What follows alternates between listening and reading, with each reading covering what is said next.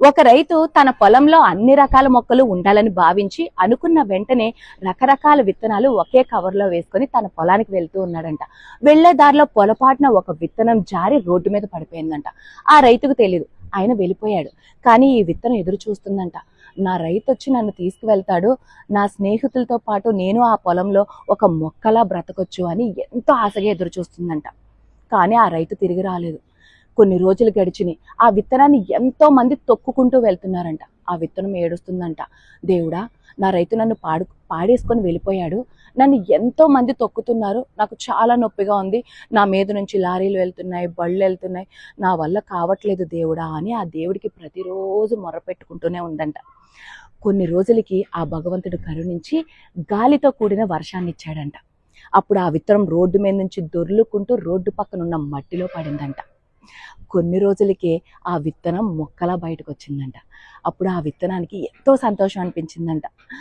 బ్రతకనేమో అనుకున్న నన్ను దేవుడు ఈరోజు మొక్కలా బయటికి తీసుకొచ్చాడు, నాకు చాలా సంతోషంగా ఉందని ఇంకా ఆ మొక్క ప్రతిరోజు అభివృద్ధి చెందుతూ కొన్ని సంవత్సరాలకు ఒక పెద్ద వృక్షం కింద మారిందంట.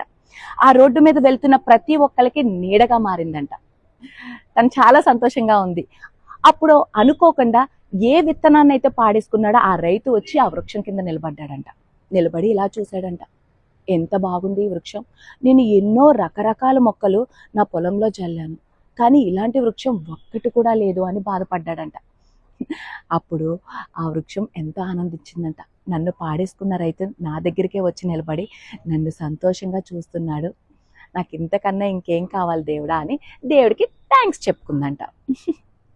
ఈ కథలో నీతి ఏంటో చెప్పనా నేను? మనం పడిపోయాం కదా, ఒంటరిగా ఉండిపోయాం కదా అని ఎప్పుడూ ఏడవకండి, ఎప్పుడూ ఏడవద్దు. ఏదో ఒక రోజు మన గెలుపుని అందరికన్నా చాలా ఎత్తుగా నిలబడతాడు దేవుడు. అప్పటి వరకు ఎదురు చూడండి. వచ్చిన బాధల్ని, కష్టాల్ని తట్టుకొని నిలబడండి. నీ గెలుపు నీ సొంతం అవుతుంది.